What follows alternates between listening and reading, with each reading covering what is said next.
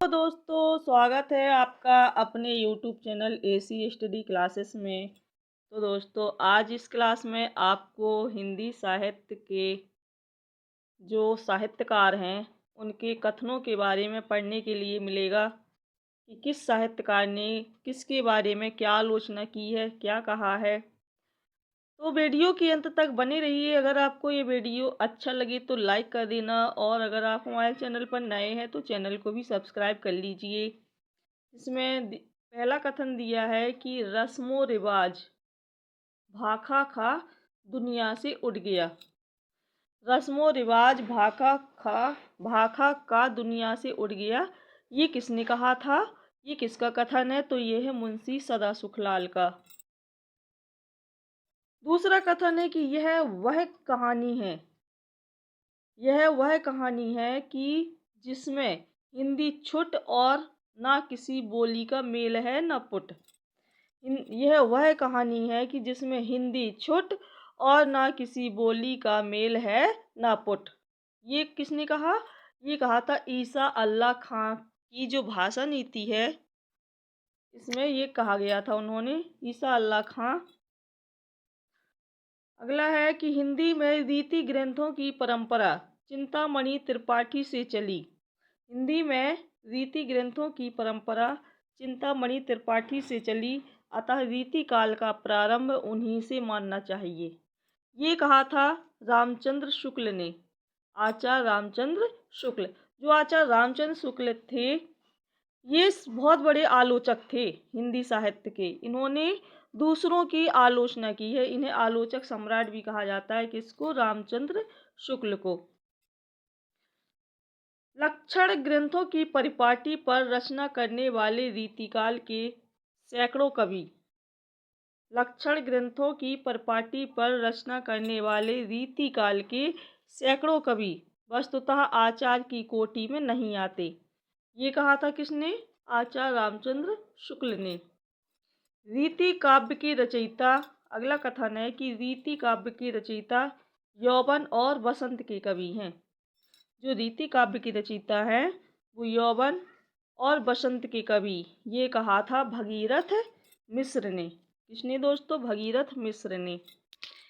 यहाँ नारी कोई व्यक्ति या समाज के संगठन की इकाई नहीं।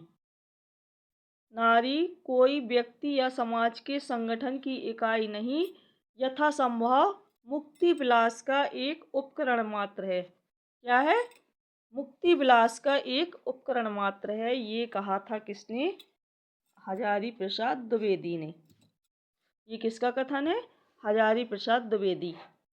अगला कथन है कि श्रृंगारिकता के प्रति रीतिकालीन कवियों का दृष्टिकोण भूखपरक था।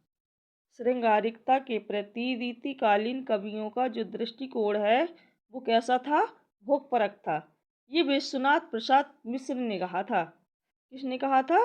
विश्वनाथ प्रसाद मिश्र ने क्या कहा? कि श्रृंगारिकता के प्रति रीतिकालीन कवियों का दृष्टिकोण भूखपरक था।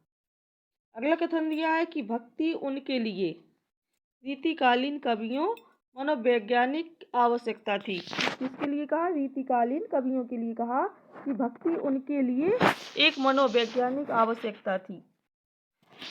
किसने कहा? ये डॉक्टर नगेंद्र ने। अगला कथन दिया है कि हिंदू हृदय और मुसलमान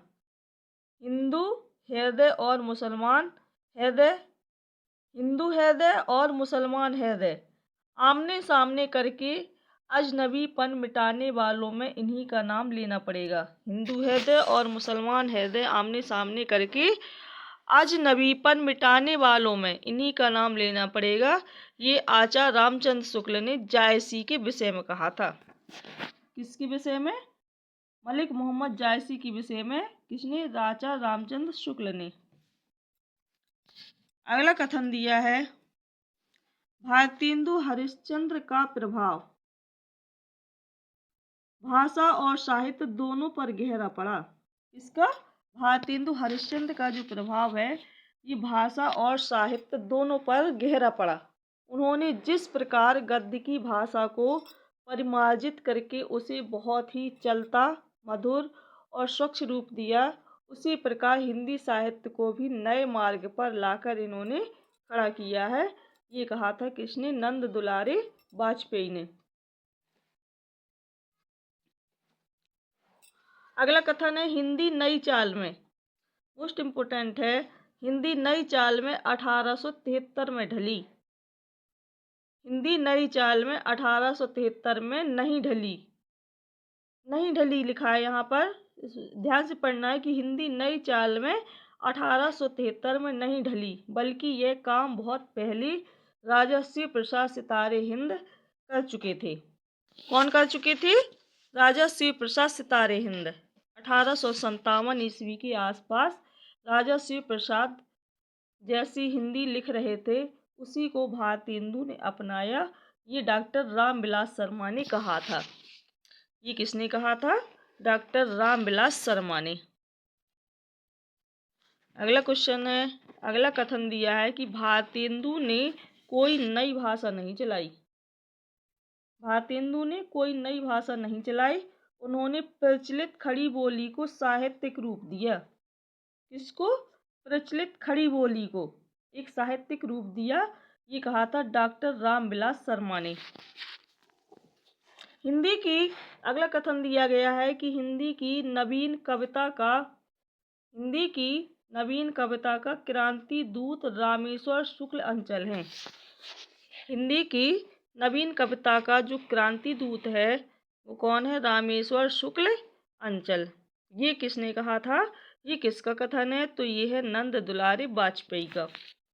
नंद दुलारी वाजपेयी। अगला कथन दिया है कि जब तक मानव हृदय में रागात्मकता का अवशेष रहेगा। किसमें? मानव हृदय में जब तक रागात्मकता का अवशेष रहेगा, तब तक बच्चन की कविता का आकर्षण चिरंतन एक चिरस्थायी रहेगा। बच्चन की कविता का आकर्षण चिरंतर एक क्या रहेगा? चिरस्थायी रहेगा। ये कहा था डॉक्टर गणपति चंद्र गुप्त ने। अगला कथन दिया गया है कि व्यक्तिवादी कविता है, यह मस्ती, उमंग और उल्लास की कविता है। कौन सी? व्यक्तिवादी कविता मस्ती, उमंग और उल्लास की कविता है। ये कहा था हजारी प्रसाद द्विवेदी ने। किसने कहा था? हजारी प्रसाद द्विवेदी ने कहा था कि जो व्यक्तिवादी कविता है यह मस्ती, उमंग और उल्लास की कविता है। अगला कथन दिया है कि मधुशाला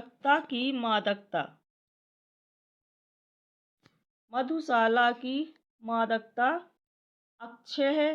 कैसी है? अक्षय। मधुशाला में हाला, प्याला और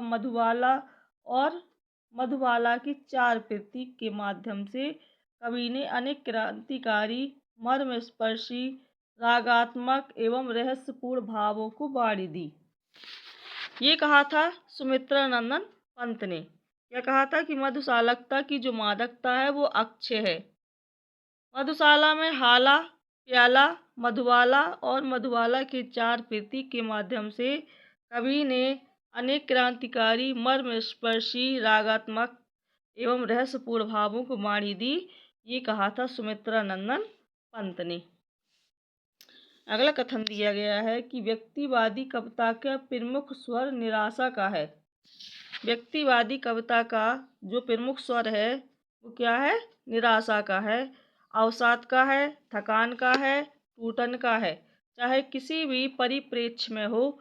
ये कहा था रामदरस मिश्र ने। क्या कहा था? कि व्यक्तिवादी कविता का प्रमुख स्वर निराशा का है, अवसाद का है, थकान का है, टूटन का है, चाहे किसी भी परिप्रेक्ष्य में हो। किसने कहा? ये रामदरस मिश्र ने।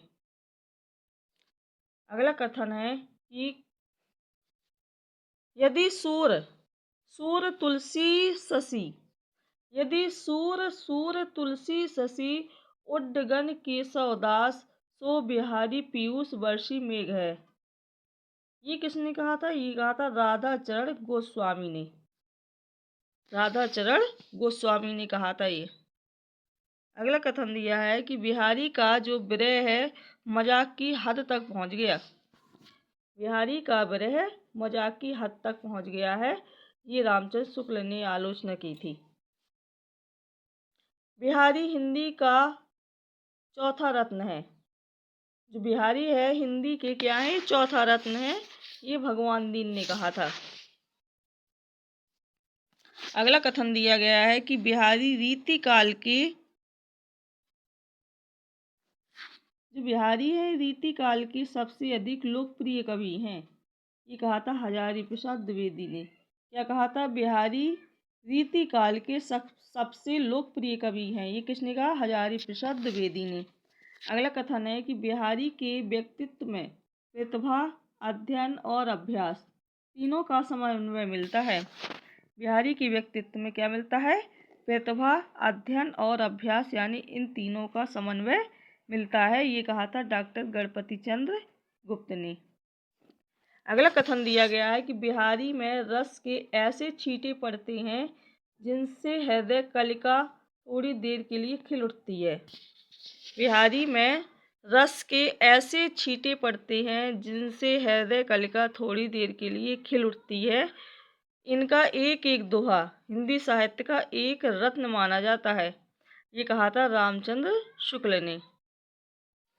अगला कथन दिया है कि प्रकृति के नाना रूपों के साथ केशव के हृदय का सामंजस्य। प्रकृति के नाना रूपों के साथ केशव के हृदय का सामंजस्य कुछ भी ना था। ये कहा था रामचंद्र शुक्ल ने। अगला कथन दिया है कि केशव को कभी हृदय नहीं मिला। केशव दास को कभी हृदय नहीं मिला। उनमें वह सहृदयता और भावुकता ना थी जो एक कवि में होनी चाहिए। ये कहा था रामचंद्र शुक्ल ने। तो दोस्तों, अगर आपको ये वीडियो अच्छा लगा हो तो लाइक कर देना, चैनल को सब्सक्राइब कर देना, और हाँ, कमेंट सेक्शन में अपने कमेंट लिख कर के ज़रूर बताना कि आपको वीडियो कैसा लगा।